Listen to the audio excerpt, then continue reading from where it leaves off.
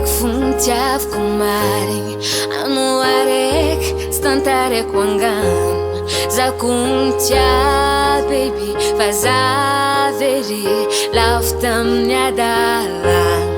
Eko ndraiky amizegny efa tsisy koragna, fa iny tokony ataoko mba ampatsara. Za kony vôgno chéri andefitry iovagna tsara ny ataoko hira fitiavako anao mba tsy hiova.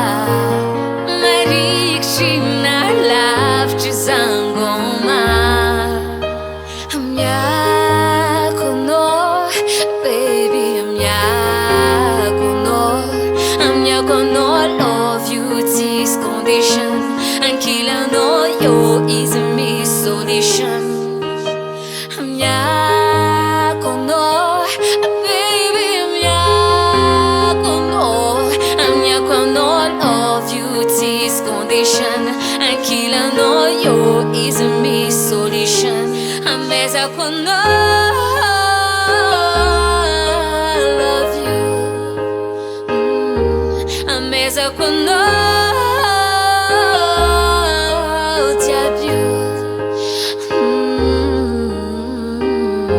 fitiavagna zegny tsy vitany angoko. Tsy hoe anao melo alonao miavo. Anao kony tia baby karaha zafo zegny aminazy tsy sangisangianagna. Anao fahinako tompony fôky, anjara pitiavako aminao fozalôva. Fa zazy io magnery baby malemy resy aminao ara-pagnahy. Ataoko hira fitiavako anao mba tsy hiova. Marikitry na lavitry zangoma. Amiako anao baby, amiako anao love you tsisy condition. Ankilanao yo izy misy solution. Amiako anao baby, amiako anao love you tsisy condition. Ankilanao yo izy misy solution. Amezako anao love you baby, amezako anao love you,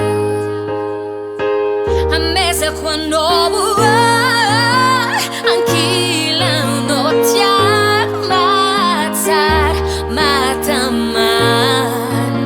Tsisy anao za mitsara zazy alana. Aminao za raiky za love, aminao za raiky my baby.